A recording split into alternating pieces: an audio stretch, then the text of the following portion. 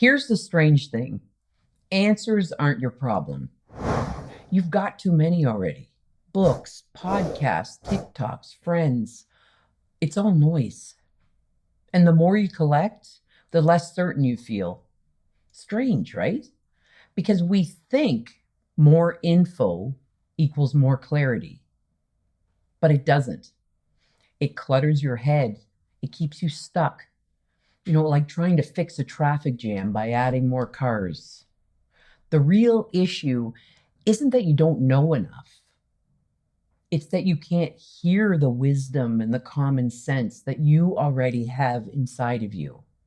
The question isn't, where do I find answers? It's how do I clear the noise? I've seen this play out with clients time and time again for years. Smart, capable people drowning in what they think is advice, yet stuck in the same loop. The truth, it's not a knowledge problem. It's an attention problem. Once they learn how to clear the noise, answers start appearing. Answers stop being confusing, and they start becoming obvious. So how do you clear the noise? Well, it starts with one thing that most people overlook: attention. Because whatever you shine your attention on grows. If you aim it at the problem gets louder. So the trick isn't getting more answers, it's learning how to aim your attention so the clarity you're looking for can actually show up.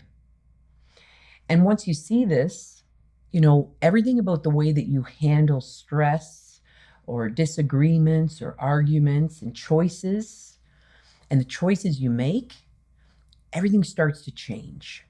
What you focus on grows. And if you keep focusing on the problem, well, the problem feels bigger. If you shift your attention to solutions, well, you create space for new ideas to show up, new perspectives to show up. We all bring our human frailties into a relationship. Our quirks, our habits, even the things that sometimes drive each other crazy. And often, we don't even fully see these patterns until after we've made the commitment. But here's the thing. The good you first saw in your partner is still there. It doesn't disappear. Yeah, it may get harder to notice, especially when your focus is on what's wrong. Think back, and you may have to go way back. What was it about your partner that made you fall in love in the first place, long before this difficult season? Is it easy to shift your focus back to what you love? Not always. Is it unrealistic? Not at all. Because when you stop magnifying what you don't like, it starts to lose its power. And what you do appreciate about him or her has room to grow back again. Most fights in relationships aren't really about the issue. They're about pride, ego, and the need to be right. Here's another layer of it. You don't have to like everything about your partner to have a successful relationship. Everyone has quirks, habits, or ways of being that can get under your skin. The trouble starts when you focus on those dislikes with judgment. And the more you think about them, the worse you feel. And that bad feeling attaches to your partner. But you can choose a neutral stance. Yes, my partner does this. It's not how I would do it, but it's part of who they are. When you stop feeding those thoughts, the sting softens. What once felt like a big issue becomes just an occasional annoyance, and it often fades over time, often fades altogether. That's where ego comes in. Ego wants to make it personal. Ego says, They shouldn't be like this. I know better. I have to be right. I am right. But the moment you drop that need to be right, some peace shows up. You're no longer fighting your partner. You're free to actually see them, hear them, and love them just the way that they are. When we're stuck in a tough situation, the first instinct is to go searching. We Google late at night.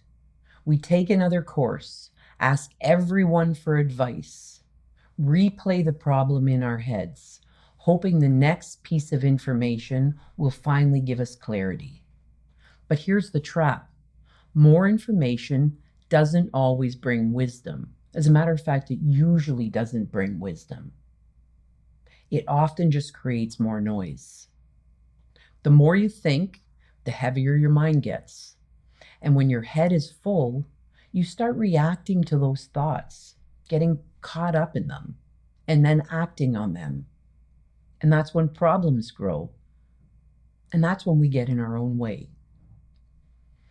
You know, it's like being in the forest, bumping into trees. You can't see clearly. You feel lost, and every step feels harder. But when you step back, when your mind settles, you come out of the trees and into open space. You see the sun again.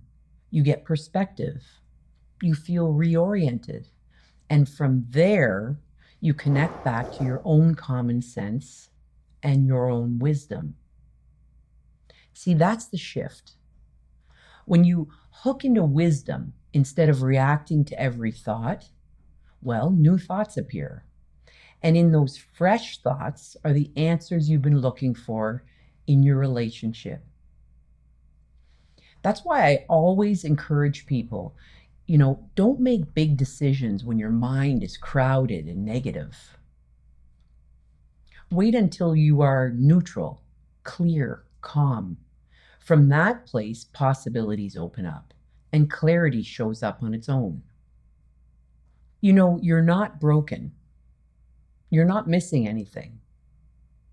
Underneath the noise of thought, the insecure thinking, you already have peace and clarity.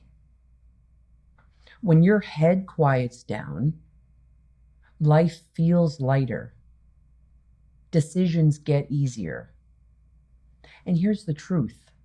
Thought is the most important variable in the human experience. It's really the difference between living a happy, well-adjusted life or a life of constant struggle. We think all the time, just like we breathe all the time. And every thought you have creates a feeling. Not the situation, not the other person. Your feelings come from your thoughts and how you interpret your life in that moment. That means you have a choice. You can dismiss thinking that doesn't serve you, and you can lean into the thoughts that do. You can take your thoughts seriously or not. You can ruminate on them or let them pass. Every human being has that freedom. And here's the best part. You already have everything you need to do this, to feel happy, peaceful, calm, and loving. Not someday, but right now. It's built into who you are. And endless conversations won't fix the gap between you. In fact, they often make it worse.